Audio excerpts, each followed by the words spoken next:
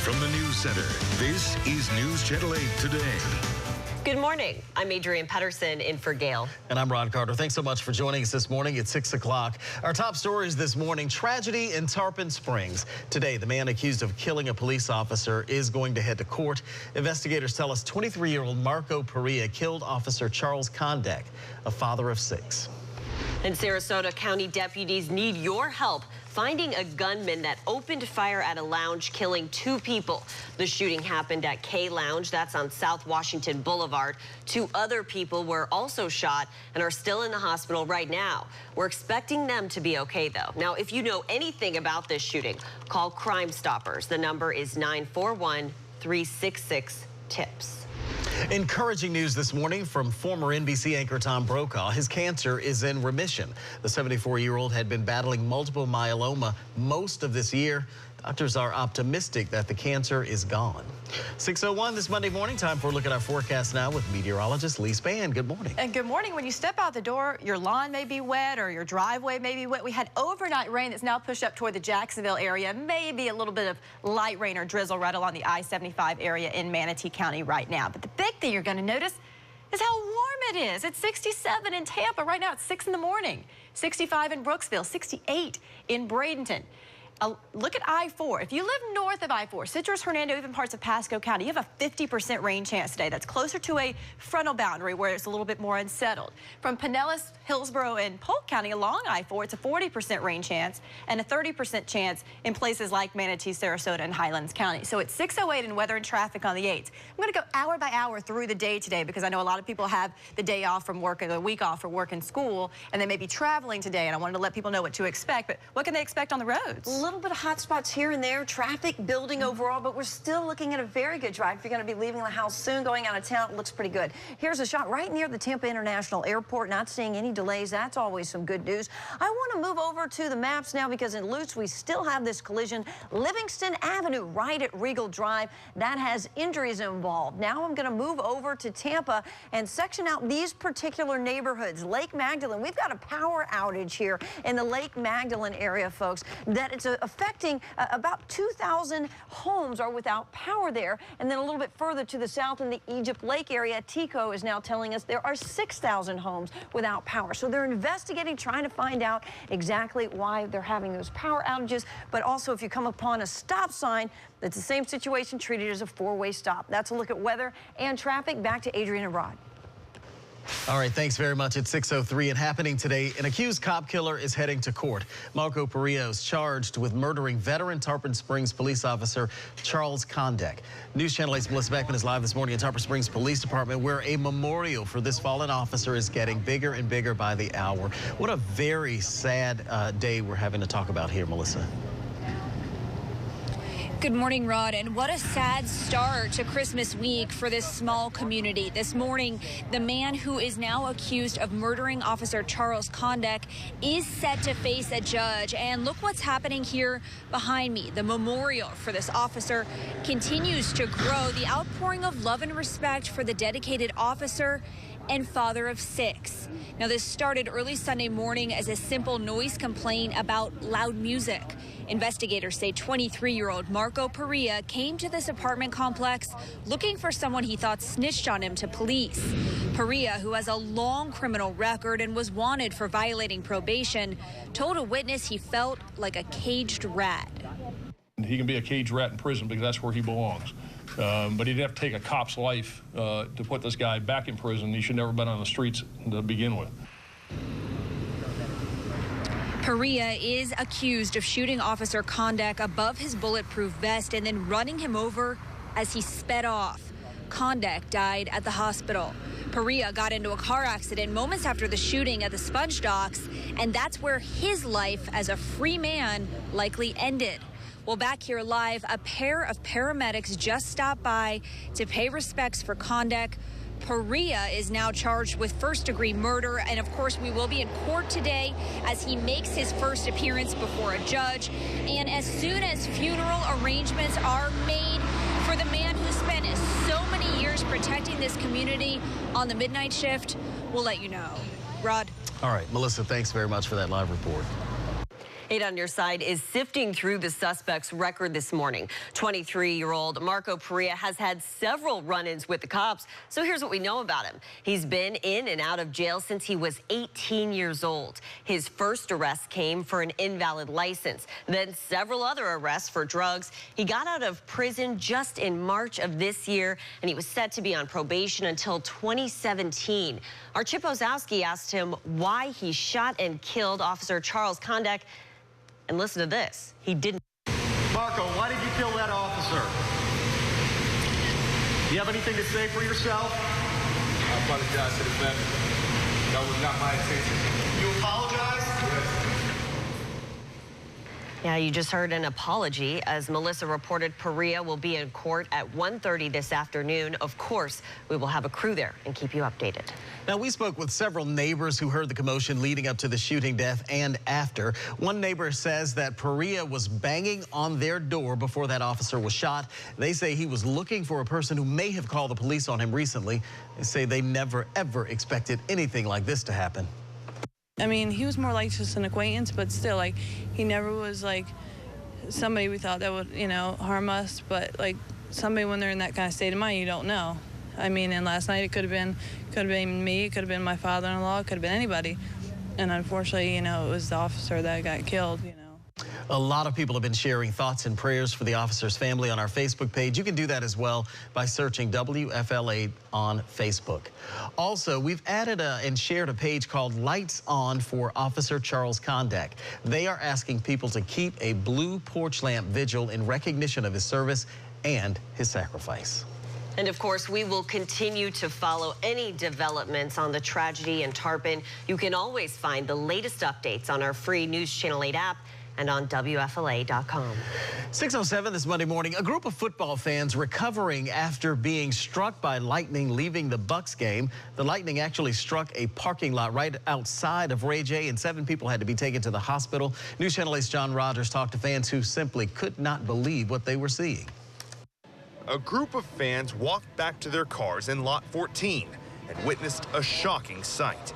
Like, it just got really bright and white, and then we heard the sound right afterwards, and then we looked over and there was smoke billowing up from the ground. Streak of lightning, bang. Rick Halverson watched it strike very close to his SUV. We heard the lightning strike, and we didn't know exactly where our car was, and we saw people laying on the ground. Tampa Fire Rescue says around 12 people were injured by indirect lightning. 7 football fans were taken to St. Joseph's Hospital in stable condition. They're okay. They all took off in ambulance rides. The rest of the injured told authorities they'd seek treatment on their own.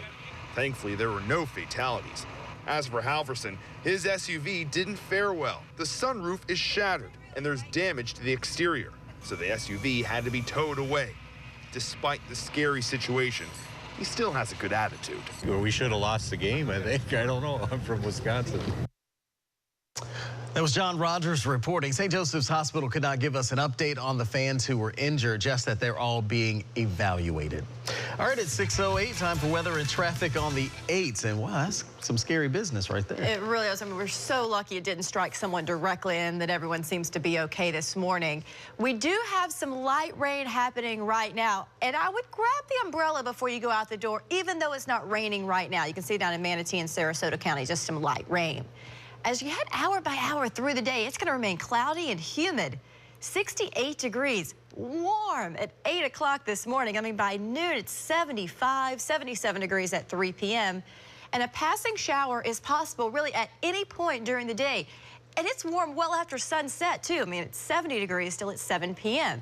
So a few showers passing across the area today and tomorrow. Also staying warm, upper 70s to near 80 degrees through Wednesday. And of course, Wednesday is Christmas Eve, and that is the day I am expecting heavy downpours, possibly even some strong thunderstorms. And this is a storm system that will affect the entire East Coast and the Midwest. Travel nightmare on Christmas Eve. Now, we know Santa will be fine, but if you have travel plans, just be aware that it could be snarled up and down the I-95 corridor. Yeah. I tell you, those magical lightning rods sure do come in handy for Santa when there's bad weather. That's right. It stays away from them. Absolutely. Yeah. All right, here's what's going on is as far as power outages are concerned, if you're traveling on the roadways, folks, and you get to an intersection that the lights aren't working right, just treat it as a four-way stop. Up here in the Lake Magdalene area, getting reports that there are 2,000 people without power right now and 6,000 over in the Egypt Lake area. Of course, this is in Tampa in general. These are just the neighborhoods, so keep that in mind. Meanwhile, we've got a good drive here on 275. Let's move a little bit further to the north here in Lutz, Livingston Avenue, Regal Drive, injury accident, trying to wrap up there. Meanwhile, we've got a good drive coming out of Pasco County on I-75. It looks very good, and we're also getting busier in the Suncoast area on I-75, but traffic still moving at high speeds. That's a look at weather and traffic on the 8s. Back to Adrian and Rod.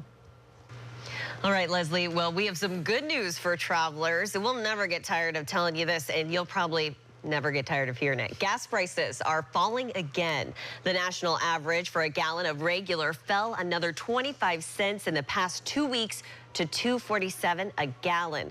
The average price in Tampa, even better, down to $2.37. This is the lowest it's been in more than 5 years, and prices are expected to keep falling. 8 on Your Side found the best deal on gas in the Bay Area. It's at the Marathon Station on Bierce Avenue in North Tampa. $2.18. I think there might be a line there today. There could be. I say keep on dropping. 6:11. FSU quarterback Jameis Winston is off the hook. That's right. Coming up, how a university committee decided to clear him of sexual assault allegations he's been facing for 2 years. Plus, it is the year of the selfie. We're going to take a look back at some of the most talked about selfies of the year, including that one and that one. You're watching News Channel 8 today, and oh, that one. And whatever that is. Family members of the children killed in a terrorist attack on a Pakistan school want some harsh punishments. Gunmen wearing suicide vests attacked the school, killing 132 students and 9 staff members. Pakistan's government executed 2 militants. 4 others are in jail and are expected to be executed in the coming days. Anger over the massacre is now spreading throughout the country. A huge memorial is growing this morning for 8 children found dead in a home in Australia. Mourners are crying, and they left flowers and stuffed animals and candles. This morning, Mersane Waria is facing 8 counts of murder for killing her 7 children and 1 niece. She is currently in the hospital right now recovering from stab wounds. Now, police have not said exactly how the children died, but a detective inspector did say they are examining several knives inside the home. All of the family's been advised, and look, you know, it had come as no surprise that this is very raw. It's a very emotive time for everybody. The family's deeply, deeply upset. The children, 4 girls and 4 boys, ranged in ages from 2 to 14 years old. So you have to see this. An Italian man climbed on the ledge of the tallest building in Rome. But why? Yeah, he had his reasons. He was actually protesting politicians who he says ruined his life. Marcello Di Finizio is the owner of a beachside restaurant, and officials claim that he came to the Vatican as a tourist before jumping over a railing and right out onto St. Peter's Basilica. Now, Di Finizio claims that a law passed in 2012 prevents him from being able to get a loan to rebuild his business that was lost in a fire. This, by the way, is the 5th time he's done something like this. He says that he's staying right there until officials agree to meet with him. A driver in France is at a psychiatric hospital after running over pedestrians. Police report the driver deliberately slammed into a crowd, hurting at least 11 people. Officials worry because terrorist organizations call for attacks against France. This is a result of the French military's participation in U.S.-led airstrikes in Iraq. 6:16, Florida State University quarterback Jameis Winston is cleared. The university ruled Winston did not violate the school's student code of conduct. Now, the accusations all stem from an alleged sexual assault 2 years ago. A former Florida Supreme Court judge claims the evidence against Winston was, quote, insufficient to satisfy the burden of proof, end quote. Winston won the Heisman Trophy last year and led the Seminoles to an undefeated season this year. What's Brewing, brought to you by McDonald's. Start your morning with a freshly brewed McCafe coffee at McDonald's. We have a lot going on WFLA.com this morning, so let's take a look at what's brewing. Love this story. They are the Brangelina of dogs, and they've been inseparable since day one. This is Sebastian and Sabrina, also known as Sebastian. They are at the Humane Society of Tampa Bay. So cute. And they need a good home for Christmas. To find out how you can adopt them, just head to WFLA.com. you can put a ribbon on them. We want to know what stories got your attention this year on WFLA.com. 8 on your side has the top 10 stories that were most clicked on by you in 2014. We have a slideshow. Just go to the What's Brewing section. And we're taking a look back at some of the wacky moments of the past year. From Ellen DeGeneres' quick picture at the Oscars, everyone saw that, to a boy trying to take a selfie with a squirrel. Oh no, a squirrel, and it went terribly wrong. Look at all these selfies. My goodness. Log on to WFLA.com to look at the selfies that caught our eye this year. Then, of course, upload your own. Now to someone else who loves taking selfies, right? It's 6:18, time for weather and traffic on the 8th. I do like a good selfie. I took a selfie of me yesterday as I was eating the batter of the food I was baking, because I know I could get salmonella poisoning, but I was willing to take that risk yesterday. All right, we have a warm front to our north. And that's where all the rain is at this point, up around the Jacksonville area. Warm, humid air south of this front, and we will see that warm, humid air all day.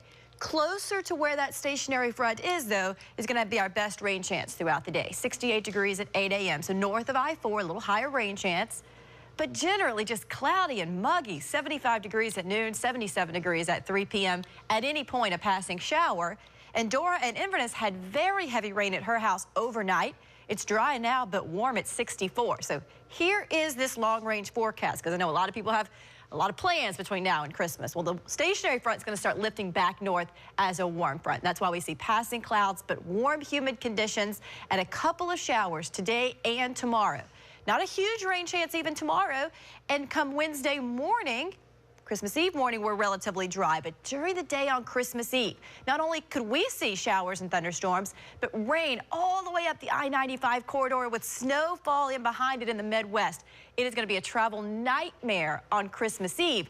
Now it does clear out nicely just in time for Christmas Day here. 67 and sunny, but boy, Leslie, it's going to be rough on Wednesday. How's it looking right now? Right now, it's not too bad of a drive, but we've got a bunch of power outages, folks, and so you might come across a traffic light that is not working, say, in the Egypt Lake area or the Lake Magdalene area. We've already gotten a picture from a Twitter follower, Timothy Goldman, and he says that at Waters in Armenia, the traffic light's not out. Send a picture, so you can actually send one to me at Leslie Lacey at Twitter, and I'd love to show you. Here's what's going on. 2,000 people apparently without power in the Lake Magdalene area, 6,000 over in the Egypt Lake area, and then we've got a good drive on I-75 at Livingston at Regal Drive, a collision with injuries. That's a look at weather and traffic on the 8th.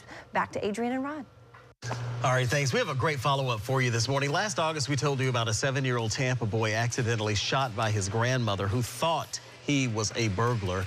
Well, I sat down with that family to talk about that shooting and little Tyler Maddox, who ended up blind as a result. Well, take a look at Tyler today. Although he is blind, he is not letting that stop him from his love, which is basketball. His parents posted this video on Facebook of Tyler playing recently. He has come a long way since that terrible accident. So nice to see him doing well. That's great. He's doing a lot better. So good to see, too. All right, thanks for the update. Yep. Santa has a lot of work to do each year, of course, covering the entire world. Yeah, he has a lot of ground to cover, but have you ever wondered just how much Santa would actually make if he got paid to do the job that he's doing? Well, someone did, and they calculated the whole thing for us, and we're going to tell you how much and how they decided on that salary coming up. You're watching News Channel 8 Today. So have you ever wondered how much Santa would make if he actually got paid to deliver our presents? I say it's priceless, but according to Insure.com, Santa would make $139,924 this year if he had a salary. The website calculates this number by using a list of Santa's tasks and finds the closest matching jobs and average wages from the Bureau of Labor Statistics. Someone else wrote on my Facebook page, they wonder if he gets reimbursed for mileage. You know, that's a point. If he did, he would make a killing. I'll tell you what, that's a lot of miles he has to cover. There you go. Weather and traffic on the 8s is less than 3 minutes away. Plus, a killer on the loose in Sarasota. We'll tell you how police could use your help trying to find that person this morning. Also, Melissa Beckman is live. Good morning, Rod. The memorial continues to grow here outside Tarpon Springs Police for a father of 6 and officer who was gunned down over the weekend. Next, what happens next to the man now accused of murdering him? It is 6:28, time for weather and traffic on the 8s, and it's cloudy. There's a little bit of drizzle in our southern parts of our area this morning, but we're going to keep in about a 40% rain chance today and a 30% chance tomorrow. The big news is the 70% chance of storms on Christmas Eve. Leslie, how's traffic on the 8s? Traffic is holding on here. We're getting busier. A lot of activity out there on the roadways. Of course, busier than normal. A lot of people starting to head out of town for their Christmas holidays. This is I-4 right around Park Road. Just got word of a collision, but off to the shoulder. Live from the News Center, this is News Channel 8 Today. Good morning, everyone, and welcome to News Channel 8 Today. I'm Rod Carter. And I'm Adrienne Pedersen. Gail has the morning off. And our top stories this morning, tragedy in Tarpon Springs. Today, the man accused of killing a police officer will head to court. Investigators tell us 23-year-old Marco Perea killed Officer Charles Conduck, a father of 6. Jameis Winston cleared. Florida State University decided that quarterback Jameis Winston did not violate the school's code of conduct. The accusation stemmed from an alleged sexual assault 2 years ago. A former Florida Supreme Court judge claims the evidence against Winston was, quote, insufficient to satisfy the burden of proof. And this is scary. 12 people are hurt this morning after a lightning bolt struck down following the Buccaneers game. Officials report the lightning hit the Raymond James Stadium parking lot after the team lost to the Packers. It did not hit anyone directly, but it was strong enough to knock them to the ground. And to see if those storms will continue, let's check in with storm teammate meteorologist Lee Spann. Pretty scary, Lee. It really was. We're so lucky it didn't hit someone directly and that those people who are affected appear to be okay. Now, we will see scattered showers throughout the day. There's light drizzle happening in portions of Manatee, Highlands County, and Sarasota right now. We had heavier rain move through overnight. Now it's exiting off the east coast of Florida. It's all associated with a stationary front to our north. And with warm, humid conditions coming up from the south, we're going to stay well above average today with a lot of cloud cover, a lot of humidity, and isolated showers. But what I want you to notice here, here's I-4. Most of the rain, the passing showers, will happen north of I-4, closer to that frontal boundary throughout the day. This is about 11:55 this morning, coming in Pinellas County and places to, again, north of I-4, south of I-4. Very warm and mostly dry. In fact, even tomorrow, we expect most of the rain to be farther to the north. But then on Wednesday is the day that everybody should see showers and thunderstorms. Now, it's 6:38 in weather and traffic on the 8th. So we'll go hour by hour so you know what to expect today. But people can expect power outages this morning. Yeah, we definitely have some power outages out there, and fortunately, they're out there trying to get it worked out, and we've got some police on scene at Armenia Avenue and Waters. Here's a look at I-4 at Park Road. Traffic is starting to move at faster speeds out here. We did have an accident off to the side of the roadway, but let's talk about 50th Street at Causeway Boulevard. This is still trying to wrap up here in the area, and of course, as we move over, here is the Tampa area where we've got some power outages. This is a picture from our Twitter follower. This is at Waters and Armenia. Apparently, TPD now on the scene directing traffic. You can't see that traffic light there. That's because, of course, the power's out there. Lake Magdalene area and Egypt Lake area both affected by those power outages. So use some caution on the roadways this morning, folks. And now back to Rod and Adrienne. All right, thanks. It's 6:33 and happening today. The man accused of killing a Tarpon Springs police officer over the weekend is going to be in court today. That's right. Investigators tell us he killed Officer Charles Conduck, a father of 6, and this is happening just days before Christmas. Melissa Beckman is live at the Tarpon Springs Police Department. So, Melissa, it really sounds like the community is supporting the officer's family during this terrible time. Good morning, Adrienne. It's definitely affecting people throughout this small community and beyond. And just this morning, I've watched firefighters, paramedics, deputies, officers, and strangers all come here to pay their respects this morning for the man known around Tarpon Springs as Officer Charlie K. Today, the 23-year-old accused of murdering him is set to face a judge while shock turns into outrage and sorrow in this small, heartbroken community. But we have to have resolve to see justice accomplished in this tragic incident, a tragedy caused by a coward. There are no words to describe the pain. A simple noise complaint early Sunday morning ended with a veteran officer's death. He had absolutely no reason to do this. He had absolutely no reason to take a police officer's life. Investigators say 23-year-old career criminal Marco Perea went to this apartment complex looking for someone he thought snitched on him to police. When Officer Condek showed up, Parilla started shooting. As the officer sped off, he ran over the wounded officer. Yeah, they were trying to give him CPR, but he wasn't responding at all. They kept trying and trying, even when the ambulance got there and they took him away. Officer Condek died at the hospital. His fellow officers locked Parilla up quick after he wrecked his car near the sponge docks. And we will be in court later today as Parilla faces a Pinellas County judge. He is now charged with first-degree murder. And while he begins his long legal process, the holiday week here is sure to be filled with funeral arrangements for this beloved officer. Adrian. And that officer, a father of 6, just terrible. Thanks, Melissa. 8 on your side did some digging around, and we found some very disturbing background information on 23-year-old Marco Parilla. He has been in and out of jail since he was 18 years old. Now, the Pinellas County Sheriff called Parilla a cop killer, and his News Channel 8's Chip Osowski tells us Parilla himself did not deny that. 23-year-old Marco Parilla could have said, "I didn't do it." He could have said he's innocent. But that's not what he said to me as deputies led him into jail. Marco, why did you kill that officer? Do you have anything to say for yourself? I apologize to the family. That was not my intention. You apologize? Yes. His first adult arrest in Hillsborough County was in 2009 when he was 18 years old for driving without a valid license. He had 2 other arrests that same year. Charges included possession of drug paraphernalia and giving a false name to a law enforcement officer, possession and dealing in cocaine, and grand theft 3rd degree.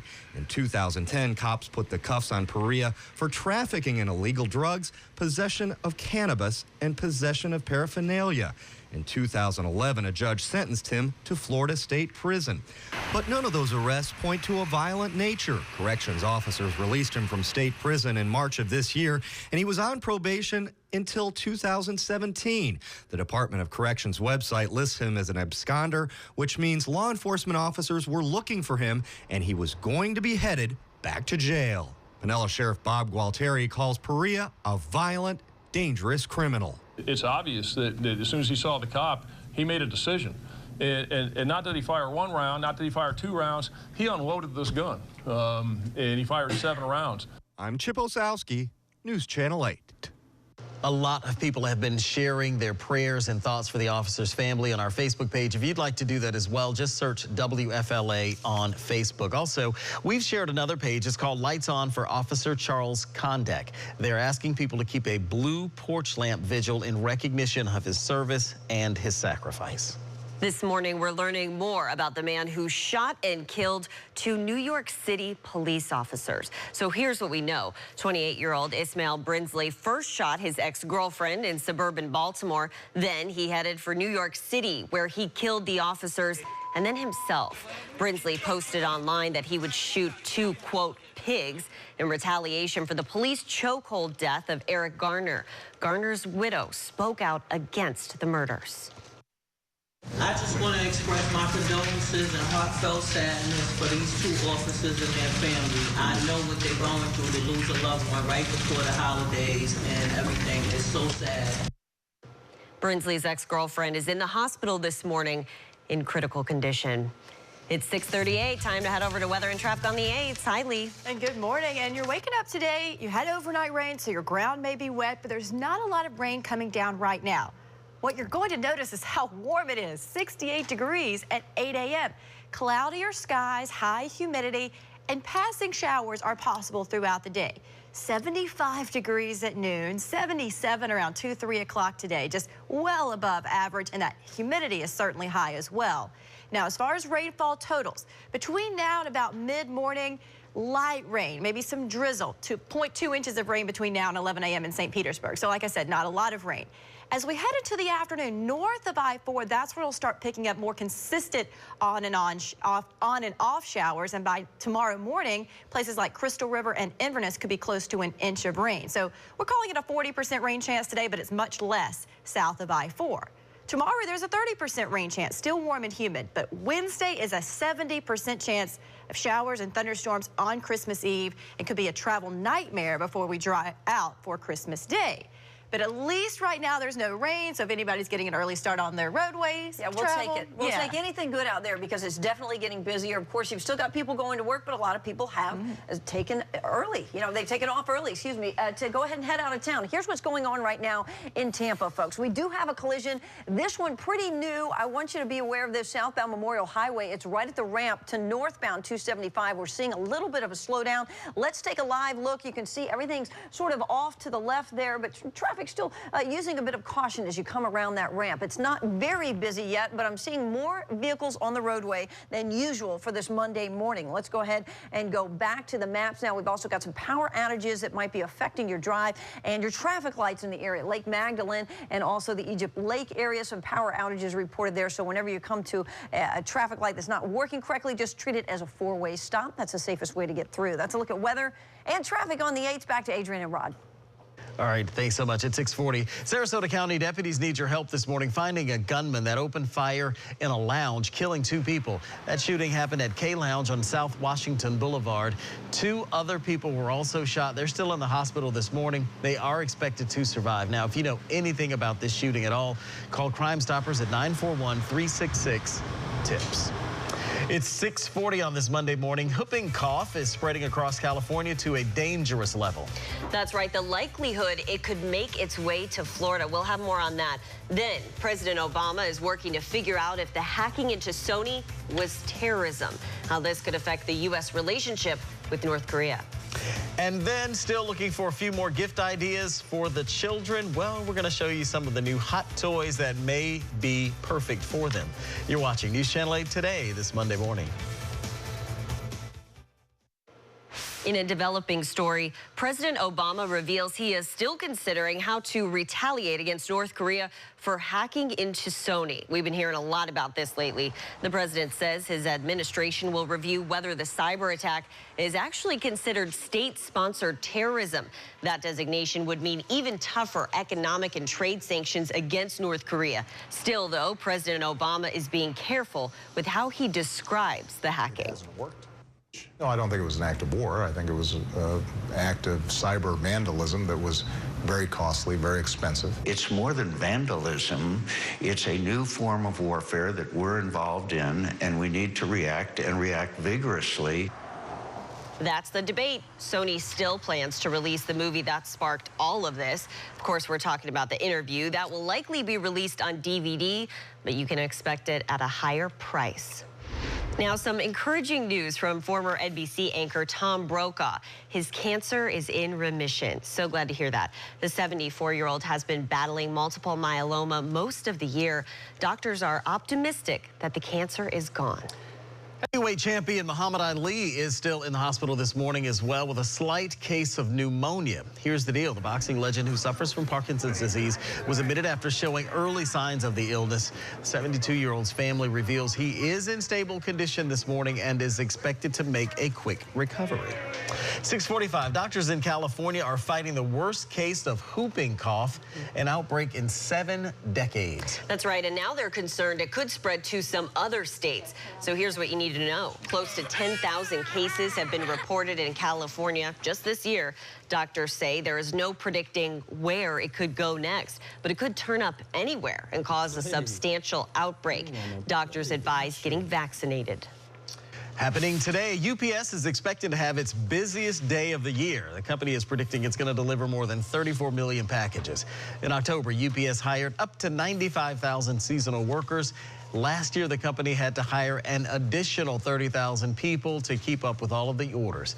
UPS was caught off guard by a rising number of Americans buying gifts online and having them shipped at the last minute. Well, you might jump for joy when you see what's under the Christmas tree for you this year, because a new survey shows that a lot of us are splurging on those holiday gifts this season. The average person is spending about $765 this year. That's up 12% from last year and more than 6% higher than the past 9 years. A booming economy, higher wages, and an improved stock market are all to thank for those pricey presents. And parents, if you're still looking for a few more gifts for the kids, maybe they were extra good. We have a couple ideas for you. For $35, Lego Fusion allows kids to take pictures of the Lego buildings they create and incorporate them into an online game. That's pretty neat. Or for $50, Power Up is a small device that attaches to a paper plane and it lets you fly with your cell phone. All about the gadgets. Stores across the Tampa Bay area will open earlier and close later in the final days before Christmas. So here's what you need to know. Some are staying open 24 hours. You can look at your screen right now for the list. Kohl's won't close its doors until 6 p.m. on Christmas Eve. Walmart is open until 8 Christmas Eve. Starting tomorrow, Toys R Us will stay open around the clock until 9 Christmas Eve. We've posted more tips on how to make your last-minute shopping a little easier, a little less stressful on WFLA.com. That's in the business section. And it's not quite Christmas Eve yet, but little boys and girls are getting ready to track Santa. Love this. NORADSanta.org is up and running. The North American Aerospace Defense Command is watching the skies for St. Nick. But until Santa takes off, you can play games, watch videos, and listen to some Christmas music on the site. Well, it is 6:48, and now we should turn things over to the Santa weather expert, Lee. How's it going to be out there? Well, when Santa is traveling around on Christmas Eve, he's going to encounter a lot of rain along the East Coast. So we're going to kind of run that down for you because you might also be traveling, maybe not in the sky in a sleigh, but on the ground. This morning, the sun is just beginning to come up. You can see some extra clouds around here in St. Petersburg, and you might even get a light passing shower somewhere this morning. But the rain chance this morning, not too big. Now, I want you to download the Weather Max app. It's free for your iPhones and your Androids. Then no matter where you go, you can always check the weather wherever you are as you travel throughout this holiday season. It is going to be mostly cloudy, a passing shower or two throughout the day, but warm. 2 p.m., 77 degrees, 75 degrees at 4 p.m. And I just checked in with Betty in Plant City. She's at a warm 65. It's 67 in Tampa, 64 in Homosassa. So warm, humid conditions coming from the south. This is where the unsettled weather will be kind of centered around, this stationary front to our north. So most of the rain this afternoon will be north of I-4. It'll be passing showers. Everywhere, though, humid and warm. And same thing for tomorrow. Yeah, a couple of passing showers, but the big thing is warm and humid. As we head into Tuesday night and Wednesday. Wednesday, of course, is Christmas Eve. That's when this big-time cold front's going to come through with a 70% rain chance here and rain up and down I-95 and snowfall in the Midwest. So like I said, travel headaches on Wednesday, but clearer and cooler for Christmas Day. Leslie, how's traffic on the 8th today? I tell you, traffic's kind of interesting this morning. Right now, what we're doing is we're looking at an accident that's actually on the Memorial Highway ramp to 275. Everything is off to the shoulder, so that's some good news. And people are just using a little bit of caution as they come around it. Let's go ahead and move over to another picture here. You can see State Road 60 actually looks great, though, on the main portion of the interstate. Now, 275 is getting busier coming off the Howard Franklin Bridge, but I got to say, for this time of the morning, it's lighter than normal in our usual areas. Now, here's where that accident is located. Again, this is right at the southbound Memorial ramp to northbound 275. Let's move over to Pasco County. Look at this. Isn't this odd? Southbound on I-75. Don't see an accident yet. Still looking for one, but we've got some slow-and-go traffic here from State Road 54 down to the northern apex, down to about 18 miles per hour. You can just get off and take Wesley Chapel. That might speed up your commute just a bit through the area. Actually, traffic looks pretty good in downtown Tampa. That's out of the norm. A lot of people have taken the week off early. Meanwhile, Florida Avenue at Fletcher Avenue, we have an accident. This one is off to the side of the roadway as well. That's a look at weather and traffic on the 8th. Back to Adrian and Rod. All right, thanks very much. 6:51. Whether it's by boat, car, plane, or reindeer, 1/3 of Americans will be heading to see loved ones this holiday season, and Florida seems to be the hot spot for many of those travelers. All right, Orlando ranked 5th in the hottest travel spots to bring in the new year.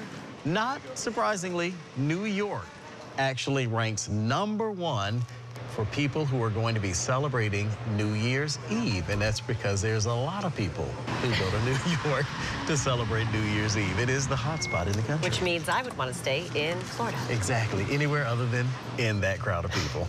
All right. What you need to know before you walk out the door is coming up next. A very scary moment after the Bucs game as lightning strikes several people in a parking lot.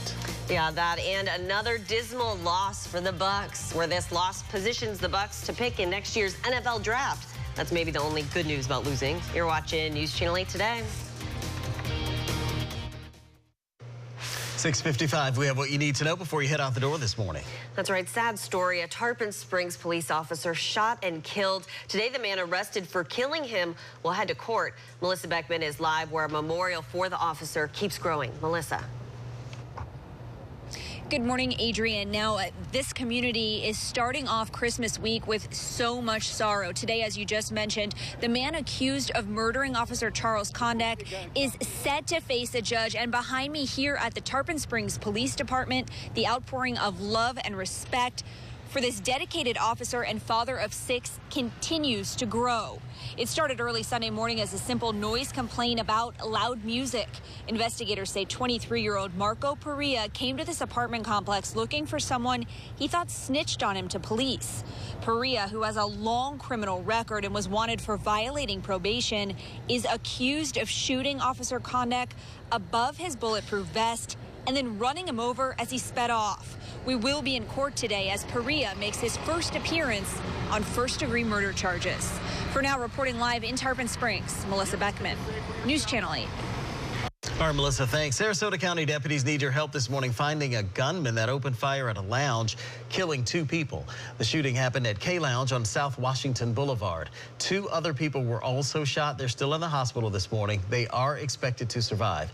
If you know anything about this shooting at all, call Crime Stoppers at 941-366-TIPS. 12 people are recovering this morning after a lightning bolt struck down following the Bucs game. Officials report the lightning hit a parking lot outside Raymond James Stadium. 7 people went to the hospital, but we're expecting them to be okay. And as for the Bucs game on the field, it was another embarrassing loss for the team. The offense was only able to manage one field goal, losing 20-3 to the Packers. If the Bucs lose their final game next Sunday against the Saints, they will have the first pick in next year's draft. Maybe the only good news about that. Yeah. All right. Well, this morning we're watching just a couple of light rain showers around the area, but for tonight we're going to see keep clouds and showers in the forecast off and on throughout the day today and tonight. A little bit warmer for you during the overnight time period. Now our rain chance today is about 30 to 40%. It goes up to a 70% chance on Christmas Eve, and there could be the possibility of heavy rain and thunderstorms on Christmas Eve before it dries out for Christmas Day. And looking at traffic right now, it's lighter than normal in downtown Tampa. I'm going to go ahead and zoom in because we've still got an accident working. This is actually located southbound Memorial Highway, right to that ramp to northbound 275, but it is off to the side of the roadway. Up in the Wesley Chapel area, look at this. Southbound I-75 getting busy coming away from State Road 54 all the way down to State Road 56. Go ahead and take Wesley Chapel Boulevard instead. Let's take a live look at some of that traffic out there. Wow, what a great drive in downtown Tampa. That's what I mean, guys. It's a little bit lighter than normal out there in our usual suspects. Looking good. I like it. Thank you very much, and thank you for joining us this Monday morning. You can catch our updates throughout the Today Show. And, of course, anytime on our News Channel 8 app.